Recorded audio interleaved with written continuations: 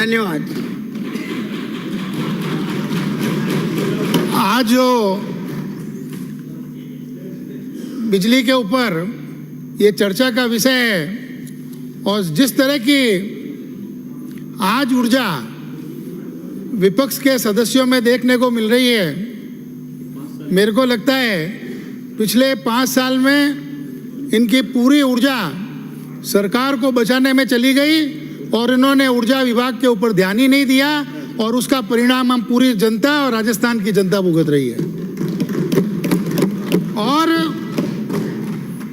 सबसे बड़ी, आज हम पहले पानी और आज बिजली की चर्चा कर रहे हैं और इतने अच्छे सुझाव विपक्ष की तरफ से आ रहे हैं, तो शायद पिछले 5 साल में या तो उनके सुनने वाला कोई नहीं था या उनको बोलने नहीं दिया गया।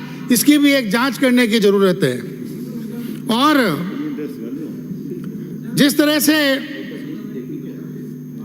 माननीय एक सदस्य ने अभी, जिनको बाबाओं से बहुत प्यार है और हर बात में बाबा नजर आते हैं, तो ये उनका नहीं, उनकी कांग्रेस, उनकी पार्टी का जेनेटिक ऐसा है कि उनको हर चीज में, हर उस चीज में बाबा ही नजर आते हैं जिसके बारे में उनका ध्यान जाता है। और जब बिजली और अनुशासन की बात करते हैं डिपार्टमेंट की, मैं आपको एक छोटा उदाहरण बताता हूं कि बिजली बैंकिंग व्यवस्था के अंतर्गत पूर्ववर्ती सरकार ने 35,234 लाख यूनिट बिजली उधार ली और वो पूरी उधारी वो आने वाली सरकार के ऊपर छोड़ के गए और हमारी सरकार आने के बाद में लगभग 24,000 लाख यूनिट वापस हमने केंद्र सरकार को उस बैंक में जमा की। आप समझ गए होंगे कि जैसा घाटा वो छोड़ के गए, जिस तरह 2018 के अंदर फायदे में उनको बिजली का विभाग दे के गए, उसको जिस हिसाब से इतने कर्जे में हमको सौंप के गए, हर जगह जहां भी हाथ डालोगे, मैं जिस टीचर से पढ़ता था, बिस्सा जी थे उनका नाम, वो जब अकाउंट्स पढ़ाते थे तो हम कोई गलती करते थे, बोले रहने दे, पास हो जाएगा। मैंने कहा क्यों? कि जो जोएगा वो रोएगा। तो इन्होंने हम जो रहे हैं और हम ही रो रहे हैं। क्यों रोने का काम? इसलिए है इतने डिपार्टमेंट के ऊपर चर्चा हुई, हर चर्चा में एक ही विषय सामने आया कि बिना अनुशासन की, वित्तीय अनुशासन के पिछली सरकार पूरे 5 साल चली और उस वित्तीय अनुशासन के खराब होने का आज खामियाजाना जो है वो जल को भी भुगतना पड़ रहा है, बिजली को भी, और दूसरे सेक्टर में भी भुगतना पड़ रहा है। मैं आपको एक छोटा उदाहरण देता हूं जोधपुर डिस्कॉम का। ये बात करते हैं भ्रष्टाचार की, ये बात करते हैं काम करो भ्रष्टाचार होता रहेगा, पर भ्रष्टाचार एक विषय अलग है, पर काम में कोताही क्यों हुई? हर तरह के काम में डिस्कॉम की ठेकेदारी के अंदर सारे काम जो अलग अलग बांटने चाहिए थे, पूर्व मंत्री महोदय ने भी बताया कि राजस्थान में इतने ठेकेदार हैं, उनको काम दो, उसकी जगह दिल्ली, गुड़गांव और बाहर से बुलाकर पूरे डिस्कॉम का एक एक ठेकेदार को दे दिया गया। और मैं आपको बताता हूं, हमने 2 महीने में हमारे बिजली मंत्री ने खूब मीटिंगें करी। उस मीटिंग का सार ये निकला, आरएस जो अपने मेन समस्या चल रही थी उसके अंदर पिछली सरकार ने को 2022 में वो काम मिला, 2022 से फरवरी 2024 तक 0% काम हुआ जोधपुर डिस्कॉम में, और जो प्रगति हुई 10-12% की, वो भी हमारे पीछे बढ़ने के बाद में वो पिछले 7-6 महीनों में हुई। और मैं मंत्री महोदय से भी आग्रह करता हूं कि ऐसी जितनी भी कोताही बढ़ती है काम करने में, जिसकी वजह से, क्योंकि ये प्रॉब्लम क्या है, प्रॉब्लम जनरेशन की है, प्रॉब्लम है डिस्ट्रीब्यूशन की। और जनरेशन और डिस्ट्रीब्यूशन, हमारे कोई मुख्यमंत्री या कोई ऐसा कार्यकर्ता जादूगर तो है नहीं, जैसे जादूगर आपके मुखिया थे। हम काम करने वाले लोग हैं, जमीन पर काम करने वाले लोग हैं। वो काम करना, वो डिस्ट्रीब्यूशन और जनरेशन करने से ही होगा, कोई छड़ी घुमाने से जादू की नहीं होगा। और जिस तरह से मांग बढ़ी, मैं धन्यवाद देता हूं हमारे मुखिया भजनलाल जी को और हमारे बिजली मंत्री नागर साहब को। उन्होंने हर वीक में, हर 10 दिन में बार बार विधायकों से बात की, हमारी समस्याओं से अवगत हुए, जहां से भी बिजली भारत में उनको मिली विद्युत एक्सचेंज के द्वारा उन्होंने वो बिजली किसी भी भाव पर खरीदी। ये नहीं देखा कि उसका क्या परिणाम होगा, पर एक बार जनता को जितनी बिजली मिल सके उतनी बिजली उपलब्ध कराने का इन्होंने काम किया। आप सब विपक्ष के लोगों ने भी इनकी तारीफ की।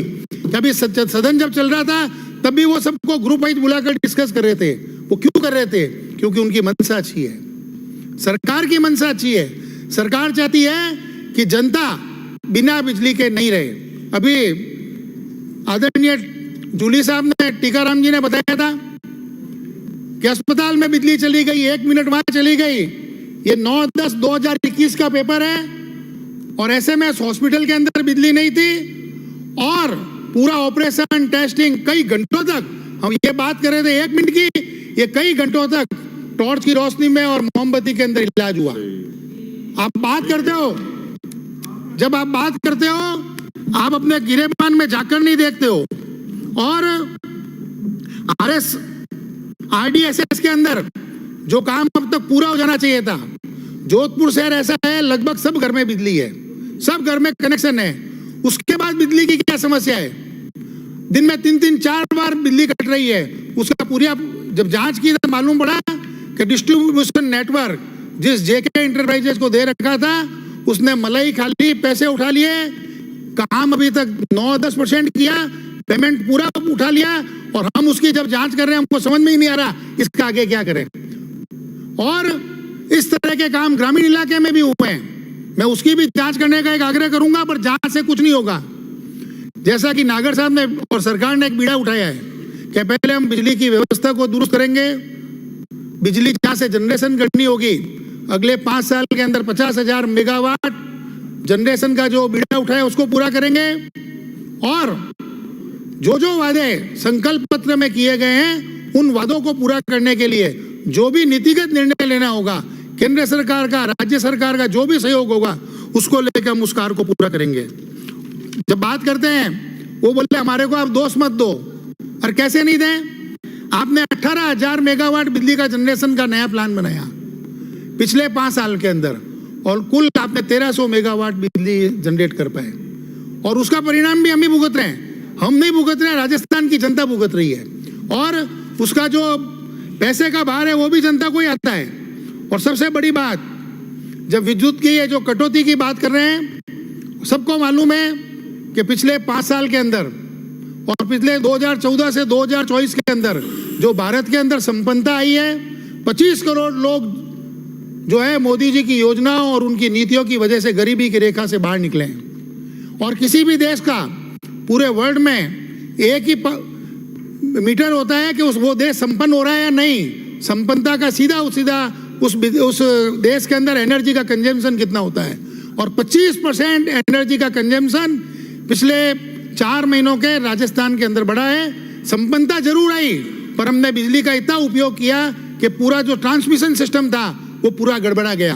फिर भी मैं सरकार का और माननीय मंत्री महोदय का बहुत बहुत धन्यवाद करता हूं कि इन्होंने सचेत रहते हुए एक भावना के साथ जो काम किया, उससे एक बात जरूर है कि उसके अंदर व्यवस्था को संभालने का पूरा काम किया। पर धीरे धीरे मैं समझता हूं जो की पॉइंट अभी ध्यान में आए उनको ध्यान में रखकर सरकार अगले वर्ष इस तरह की कोई समस्या नहीं आए उसका एक मास्टर प्लान बना के काम करेगी। धन्यवाद। जय हिंद, जय भारत।